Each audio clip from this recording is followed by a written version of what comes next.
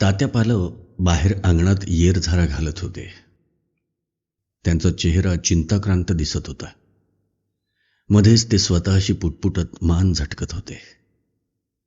त्यांच्या मनात चाललेल्या विचारांचे द्वंद्व त्यांच्या चेहऱ्यावर स्पष्ट दिसत होते. एवढ्यात त्यांची पत्नी देवकी घाबरीघुबरी होत बाहेर आली. अहो, ऐकल्यास काय? आई काहीतरीच करतात. चला लवकर आत. तात्या धावतच आत गेले. माझघराच्या बाजूच्या खोलीत त्यांची आई पलंगावर अखेरच्या घटका मोजत पडली होती. तिच्या घरातून विचित्र आवाज येत होते. या आवाजामुळे देवकी घाबरली होती. तात्याने डॉक्टरांनी दिलेली गोळी आईच्या जिभेवर ठेवली. गोळी झटकन विरघळली. 2 चमचे पाणी त्यांनी आईच्या तोंडात घातले. घशातून येणारा आवाज थोडा कमी झाला. तात्या आईच्या डोक्यावरून हात फिरवत म्हणाले, "ह्यो नाना डॉक्टराक हाडूक गेलो तो खंय गायब झालो?" देवकी म्हणाली, "मी काय म्हणतंय, आज तुम्ही नाटकात जाऊ नका." देवकी घाबरत म्हणाली, "बघूया." तात्या उसासा सोडत म्हणाले, "अहो बघूया काय? यांची ही अवस्था, घरात कोण मोठं माणूस नको?" देवकीच्या या बोलण्यावर तात्या काहीच बोलले नाहीत. एवढ्यात नाना देसाई डॉक्टरांना घेऊन आला. तात्या डॉक्टरांना घेऊन आईपाशी गेले. डॉक्टरांनी आईला तपासले व गंभीर चेहऱ्याने इंजेक्शन दिले. बॅगमधून 4 औषधी पुड्या काढल्या आणि त्यांना देत म्हणाले, "दर 2 तासांनी पाण्याबरोबर द्या." नानाने डॉक्टरांची बॅग घेतली. तात्या पण डॉक्टरांबरोबर बाहेर आले. "तात्या, तुम्ही आज जत्रेला जाणार असं नाना म्हणत होता," डॉक्टरांनी विचारले. "हं डॉक्टर, आज या वर्षीची पहिली जत्रा आहे," तात्यांनी डॉक्टरांना सांगितले. "हे बघ तात्या, थोडं स्पष्ट सांगतो. आज नका जाऊ. आजची रात्र तुमची आई काढेल की नाही ते सांगता येणार नाही," डॉक्टरांनी तात्यांना समजावले. "डॉक्टर?" तात्यांनी औंढा गेला. त्यांचा आवाज गहिवरला. डॉक्टरांना घेऊन नाना गेला. तात्या कोलमडल्यासारखे खुर्चीत कोसळले. आधीच बावरलेली देवकी आणखी घाबरली.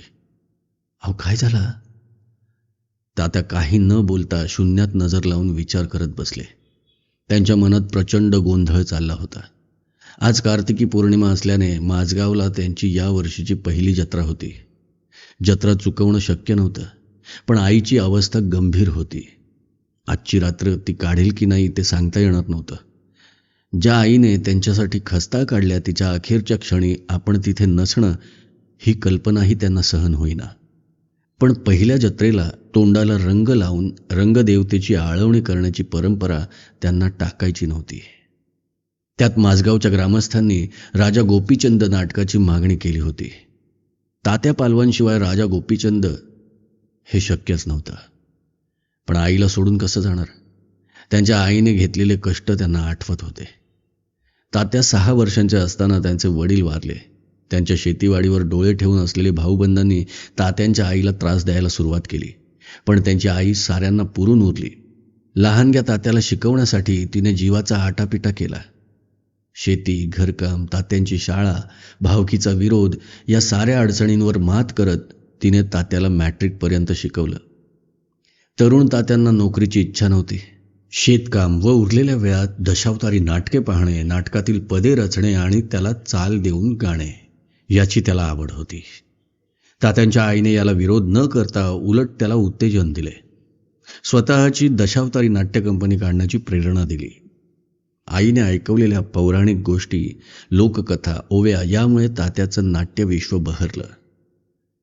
आज तात्या पालवांचं नाव गोवा, सिंधुदुर्ग इथे आदराने घेतलं जायचं. शासनाचा उत्कृष्ट लोककलाकार हा पुरस्कार त्यांना मिळाला होता.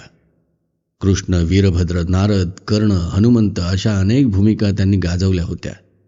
त्यांच्या सुरेल मर्दानी आवाजातील पदे ऐकून सारे प्रेक्षक धुंद व्हायचे. पण आज त्यांच्या जीवाची घालमेल उडाली होती. त्यांची आई अखेरच्या प्रवासाला निघाली होती. ज्या आईने आयुष्याचा मार्ग दाखवला तिच्या अखेरच्या क्षणी तिच्यापाशी असणं महत्त्वाचं होतं. तात्याने डोळे मिटले. व गप्प बसून राहिले. मनातल्या विचारांचा कल्लोळ चेहऱ्यावर स्पष्ट दिसत होता. एवढ्यात नाना आला. तात्यांची अवस्था बघून तोही चिंतित झाला. नाटक रद्द करूया? नानाने घाबरत विचारलं. नको, ता शक्य नाही. दुसऱ्या कंपनीक ऐन वेळात कसा सांगतलंय? आपण आम्ही सगळे जातो, तुम्ही थांबा आईंकडे, नानाने सुचवले. हां, नाना म्हणतात तर बरोबर असा, देवकी म्हणाली. काही क्षण सारेच गप्प बसले. तात्यांचे डोळे बंदच होते. त्यांच्या चेहऱ्यावरचे भाव झपाझप बदलत होते. झटकन उठून ते म्हणाले, नाना टेम्पो आणलाय? होय तात्या, बाबून आत्ता आणल्यान. पण तात्या आई? नानाला मध्येच थांबवत तात्या म्हणाले, ठीक आहे, सामान भरून घ्या, सगळ्यांका घेऊन या, मी तयारी करतोय. अरे मी नाटक टाकून आईकडे बसान राहुलय तर तिका तर आवडायचा नाही. आत्ताच तिने सांगला माका तसा, तात्या निश्चयाने म्हणाले. गंभीर वातावरणात गाडी सुटली. प्रवासात तात्या गप्प होते. इतर वेळी त्यांच्या हास्य विनोदाला बहर यायचा, पण आज सारे गप्प होते. 2 तासांचा प्रवासही आज लांबचा वाटला. माझगावच्या महादेव देवळाच्या शेजारच्या देवळीत ते उतरले. पेटारे खाली उतरवले. मांडणी झाली. सगळीकडे जत्रेची गडबड व लगबग होती. एवढ्यातच रांगा लागल्या होत्या. दशावतारी मंडळींनी चटया टाकल्या. थोडा वेळ सारे आराम करणार होते. तात्यांनी महादेवाचं दर्शन घेतलं. त्यानंतर त्यांनी गणपती व रिद्धिसिद्धीचे मुखवटे मांडले. त्यांची पूजा केली. सरस्वती व रंगदेवतेची पूजा केली. मगापासून गंभीर असणारे तात्या आता सहज झाले.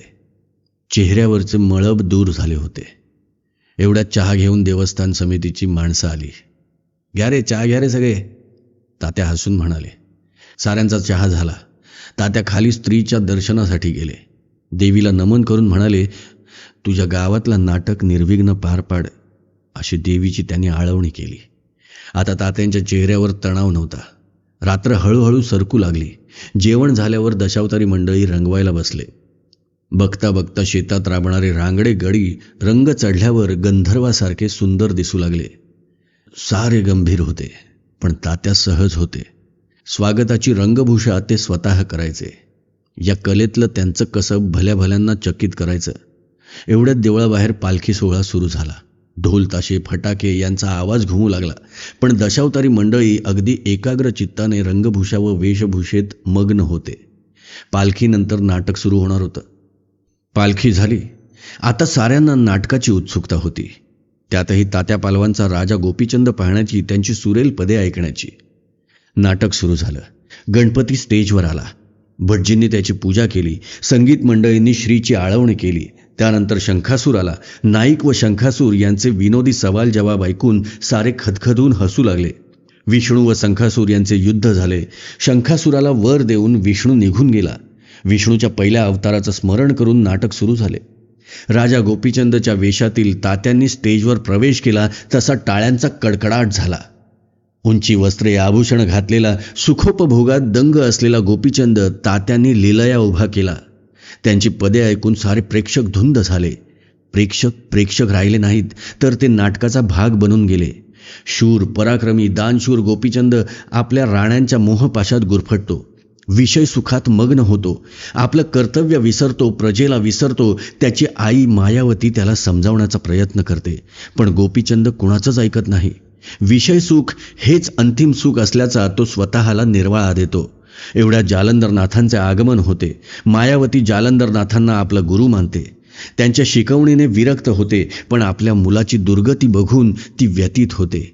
जालंधरनाथांच्या मदतीने ती गोपीचंदाला वासनेच्या चिखलातून बाहेर काढण्याचा प्रयत्न करते, पण गोपीचंदच्या कुटील राण्या हुशारीने डाव खेळतात. मैनावती त्या गोसाव्याच्या नादी लागली आहे, बेताल झाली आहे असे त्या गोपीचंदच्या मनी भरवून देतात. संतापलेला गोपीचंद आईला जारिणी, पापिणी म्हणतो. तुझ्या पोटी जन्म घेऊन पाप घडले अशी दूषणे देतो. नाथांना शिक्षा देण्याची आज्ञा देतो. हे सारे तात्यांनी एवढ्या उत्कटतेने रंगवले की प्रेक्षकांतील महिला गोपीचंदाला शिव्या देऊ लागल्या.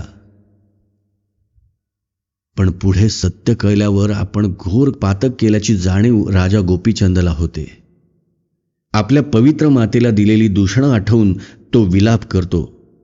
आपल्याला योग्य मार्ग दाखवणाऱ्या आईला आपण कुलटा असं हिणवलं, हे पाप कुठे फेडू असा विलाप करतो. पण मैनावती त्याला शांत करते.